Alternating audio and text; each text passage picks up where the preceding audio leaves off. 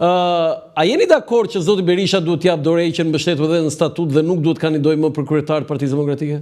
Sepse e thon statuti e ka larguar. Absolutisht jo, për dy arsye. Po e ka larguar statutin? Për jem. Apo për statutin? Jo, po t'ja për jem. Po. Për dy arsye. Arsye jurisprudence. Jurisprudenca Rama, Blushi.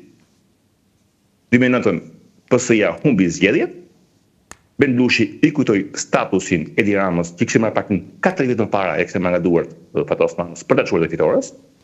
Dhe Edi Rama kujtohet, hyi nga Evurie, kontestoi zgjedhjet, kërkoi hapjen e kutive, dhe i tha Ben Blushit që nuk mund të jap dorëheqjen sepse këto zgjedhje mundohen.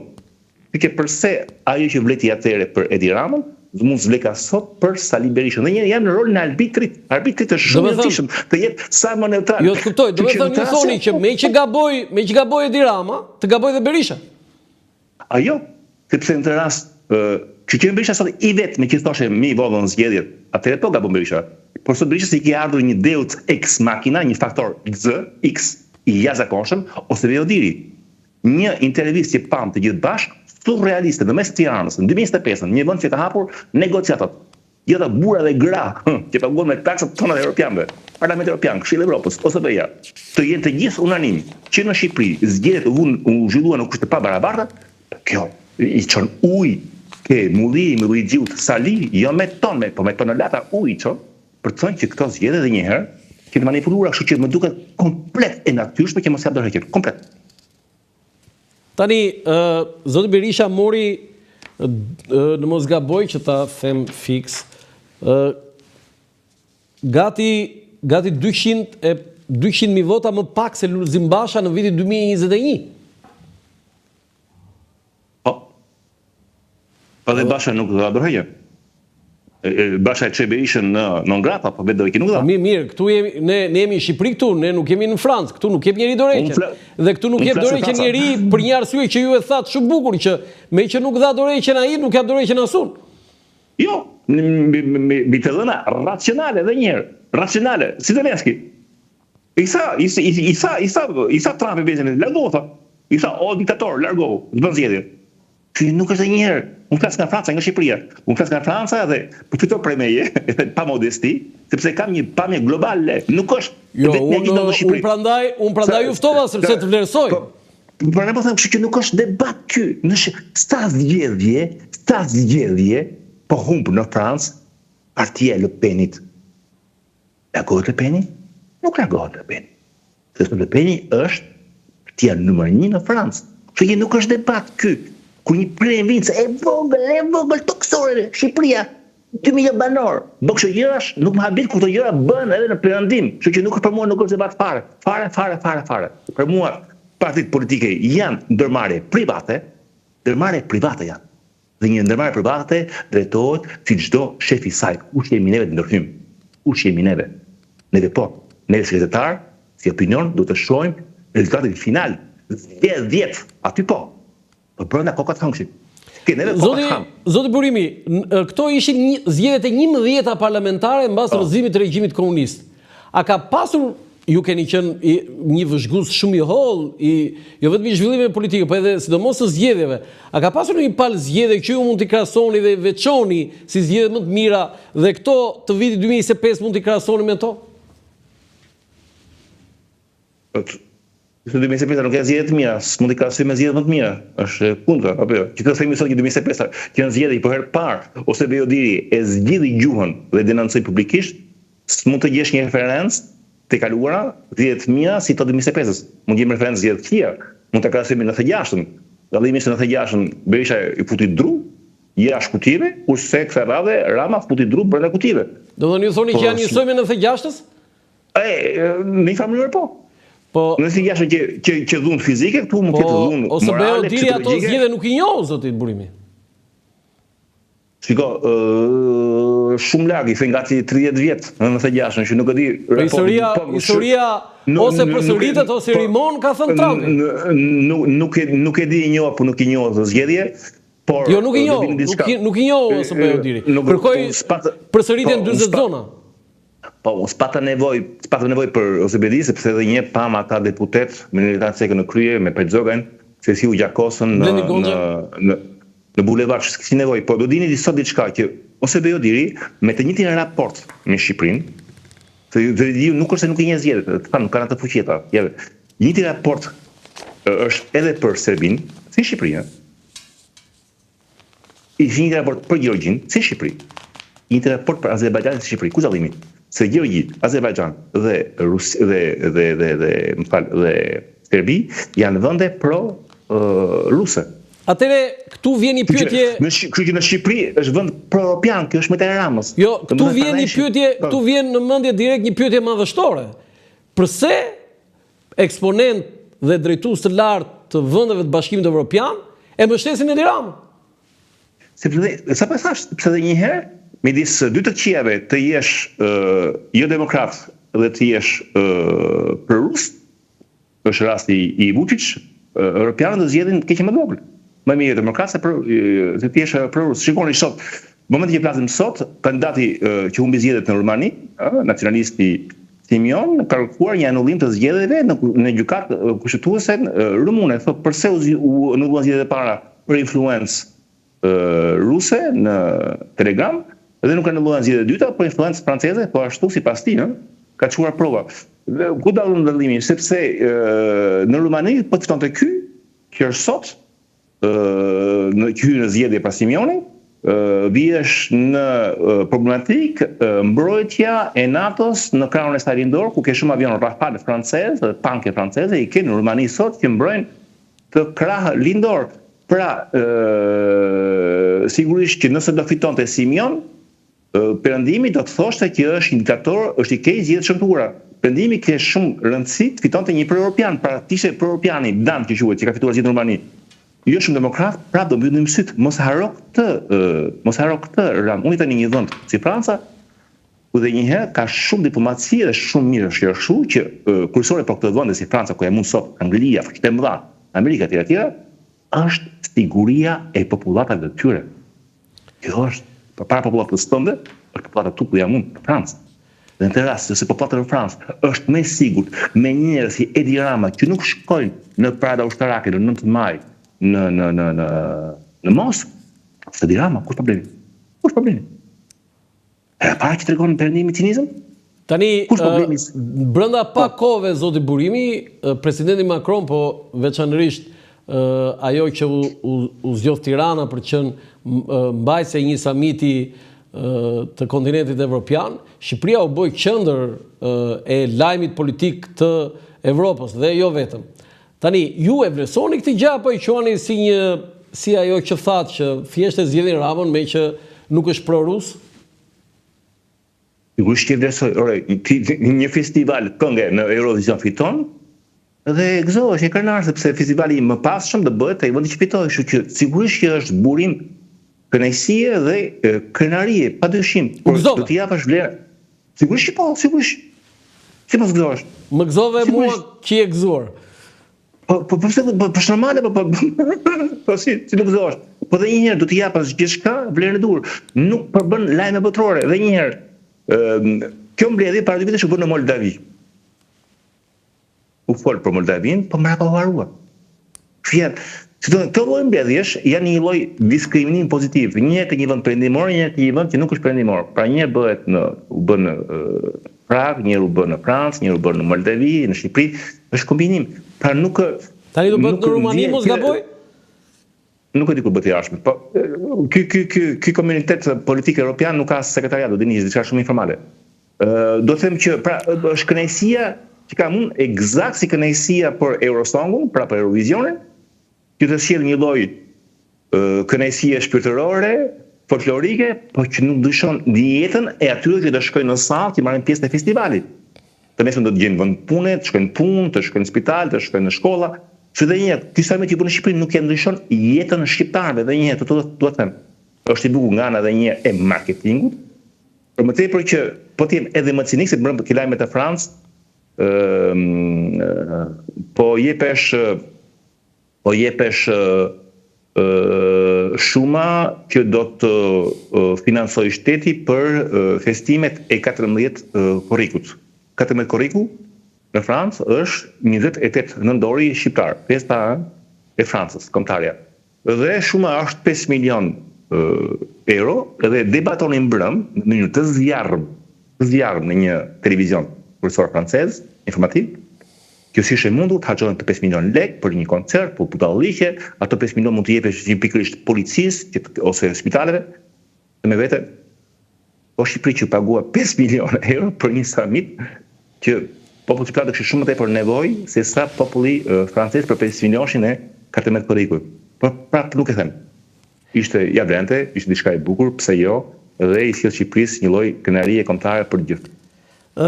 Zoti Burimi, unë në këtë moment e kam marrë një lajm të keq për ndarje nga jeta të një miku, kolegu, ish drejtori i kadastrës, për më shumë një personazh i zëvendësministrit, nën kryetari i Bashkisë së Tiranës, Artan Lame.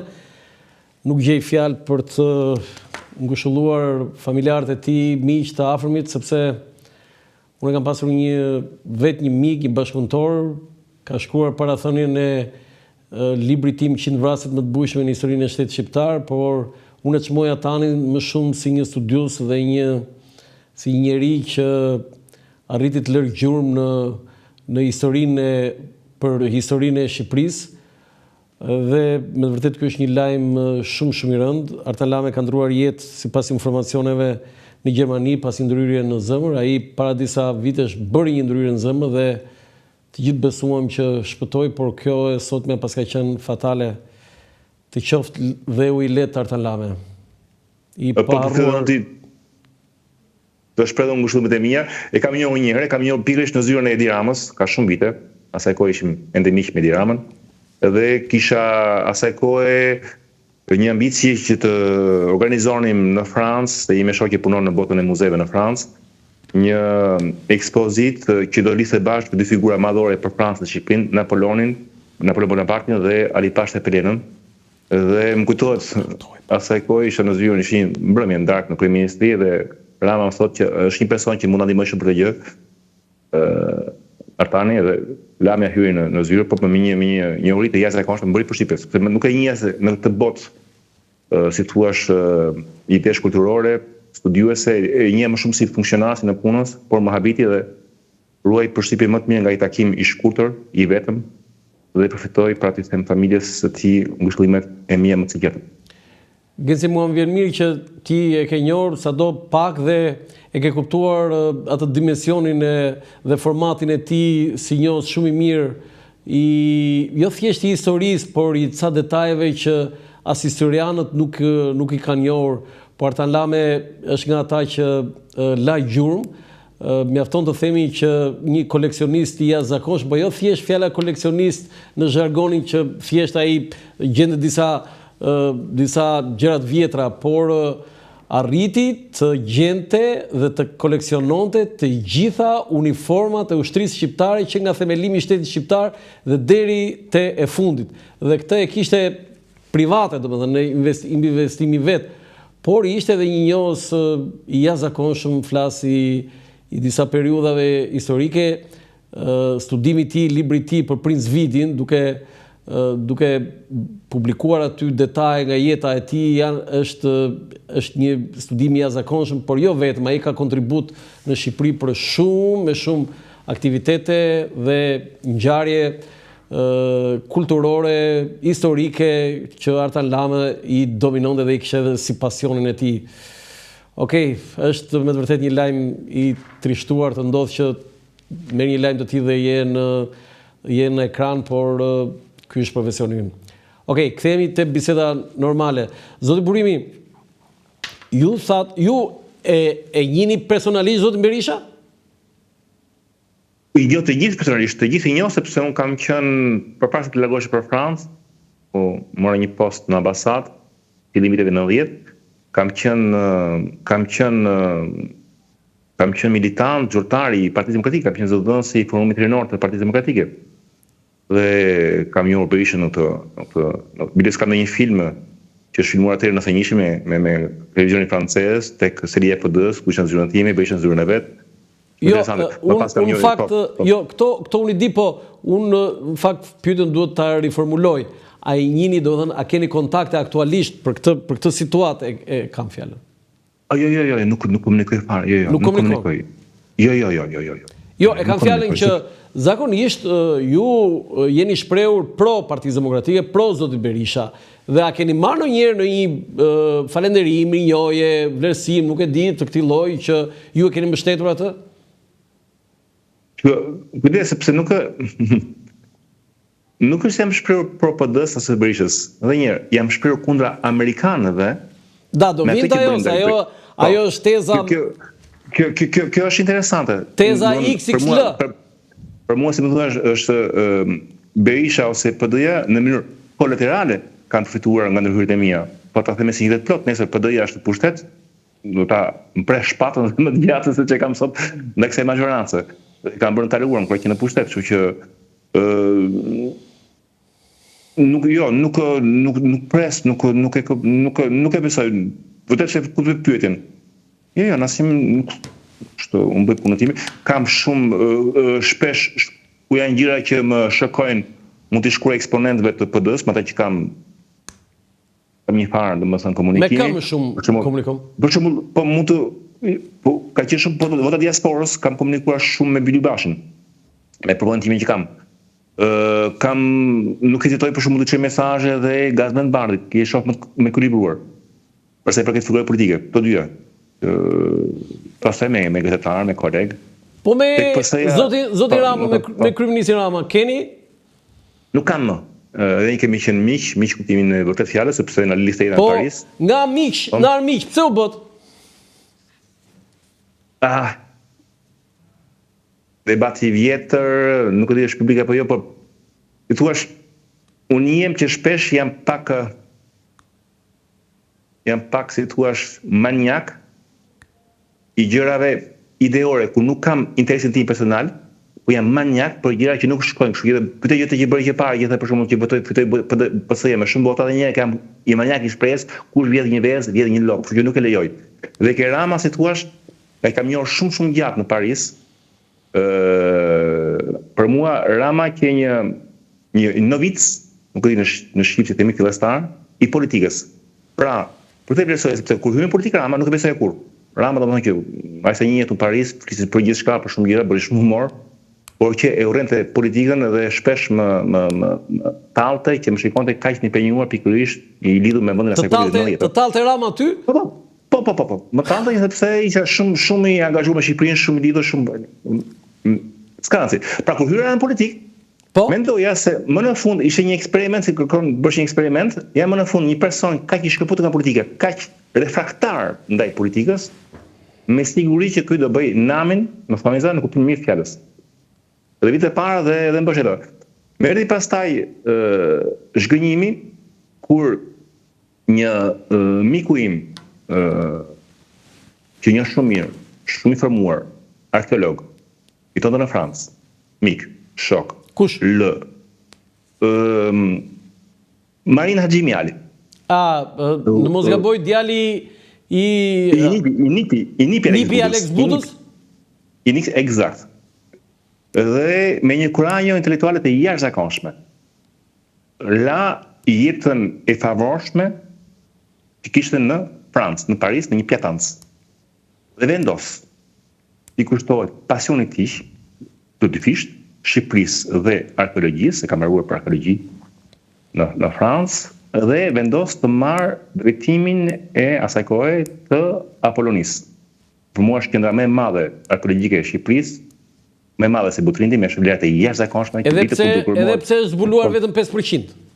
Eksakt, kjo pikërisht e bën shumë interesante. Ashtu do ime mirë sepse do vjedhin gjëra. Bile më fal që ndërpres një gazetar anglez, nuk e di edhe mund ta kesh lexuar, kur I thani bëj një reportazh në Shqipëri pse është rritur turizmi, ai e nisi kështu reportazhin nga Apollonia. Oktaviani ishte duke studiuar këtu, kur I thanë hajde se të zhvrar Dajo Cezarin në Paris, dhe nga ai moment ai qëndroi 50 vjet perandori I Romës. Eksakt, po plus I kam dhe diçka, do një tjetër anekdotë që më bën shumë emocionuese, të lidhje të brendshme me Apollonin, fal një personazh francez, Léon Rey. Léon Rey është ai që gërmoi në Poloni. Edhe ka një detaj shumë vogël. Léon Rey filloi të gërmonte, kur flisi për samitët, për që bërë Rama, më kujtohet Léon Rey ishte i pari që solli kroçerat që vinin në Shqipëri, pikërisht që vinin të shkojnë në Apollonin, Léon Rey. Wow. Vinin kroçerat në Vlorë. Domethënë, dhe Léon Rey ka sjell kroçerat për të parë Apollonin. Eksakt. Një Shqipëri asaj kohë ishte vend muzulman, vend komplet i panjohur dhe fal Léon Rey, shumë bukur. Jemi në luftën në vitet 20. Eksakt, pak më vonë. Po 20-30 sa erdhi disa herë. Eksakt. Po të instaluar. Edhe kur gërmimet fillon nxjerrin këto vepra, gjëra të jashtëzakonshme, Biles tregon se si me diçka të tillë që asollën disa fshatar, një lloj amfore, në një gjendje shumë të mirë, shumë me polikrom me ngjyrë, edhe që vjen në Paris në Institutin në Akademinë Franceze, që kërkon një zgjatje të mandatit dhe një zgjatje të përpjekjes financiare të Parisit që të mbash misionin e tij, i tregon pikërisht këtë anfor që i dhanë ata fshatarët shqiptarë dhe që mahnitën francezë. Po, duhet vi tani e thën takim mbreti Zog, Léon Rey, dhe i thotë që këto që e përgozon për punën e tij, dhe i thotë që këto që po jeni, unë propozoj që t'i krijojmë një muze të veçantë, të posaçëm, dhe sigurisht ky muze s'mund të krijohet në Apolloni, pse nuk është ta krijojmë në Vlorë. Dhe Léon Rey thot në kujtimet e tia që më bëri një pickim në zemër, nuk e ndjeja, por ishte mbreti, ishte ai që vendoste, e dija që do isha ters, e dija që do ndodhte diçka e keqe, dhe vendos në Vlorë, dhe në Vlorë muzeu shkatruar, bombarduar, diçka tillë. Po, dihet. Dhe ju mërzit me Ramën, pse i iku Axhimi Ali? Edhe Axhimi Alin që jutëm që la Parisin, u kthyen në Tiranë dhe e bënte vajtje ardhja, sa kohë ishte akoma kjo autostradë e sotja. Vajtje ardhje e bënte Tiranë, Fier, Apolloni çdo ditë, me një kurajë të jashtëzakonshme që vërtet dhe më jep edhe mua një farë, si thuash, një farë kompleksi, nëse kujtohet ku Clintoni i thonë që s'mund të bësh president se i bëre bisht luftës në Vietnam, edhe unë them vetëm, do ti gjen zburimi, s'mund të bësh kaq në hyrës në shqiptare, ku vetë nuk shkon në Shqipëri, jo thje Marini që më duket si ata që shkonin bërën luftë, shkonin në Shqipëri. Edhe kur marr vesh lajm që hiqet Axhimi Ali nga puna, drejtor, që të zëvendësohesh me një militant plak të PS-s. Sa qëndroi ai drejtor? 4-5 vjet, nuk 4 vjet. Po nima 4-5 vjet tani mbaron tani ajo? Ja. Luciano, e ke Luciano Bedenin, sa kohë e ke Bedenin që ke në Marup, që është i jashtëzakonshëm Luciano. E ke në një perl. Tani, që vlerat e Marina Xhimialit nuk vjen diskutim, okej. Dhe ai është një lloj Léon Rey shqiptar. Besoj je dakord me këtë. Ja, po e them unë për të parë. Léon Rey shqiptar. Por një ka qenë Nitan Cekash. Më ruaj më tepër Nitan Cekën dhe për babain e Nitan Cekës, po që jo. Mirë, ai Hasan Ceka kishte një dimension, po themi më të madh, sepse i kishte edhe Apollonin, edhe Butrindin, edhe të tjera madje. Por tani 5 vjet drejtor o Genci, pse u hoq drejtori tani? Masaj gabojmë, por në institucionet kulturore nuk është norma. Është norma, sepse ka një vazhdimsi dhe njerëzit keni ke Marubi, keni edhe në Louvre në Paris, drejtori është për një kohë gjatë. Po mënyra si u hoq. Dhe asaj kohë mora penën time dhe bëra një shkrim, domethënë turp që hiqnin para nipin e Alex Budës për ta dhe Rama zbëri asgjë tek nisësi e kulturës, tek zonja Kumbaro, arsye parë. Arsye dytë po ashtu ka qenë edhe rasti një diplomate e tonën në Gjenevë, tek misionin të Kombeve të Bashkuara.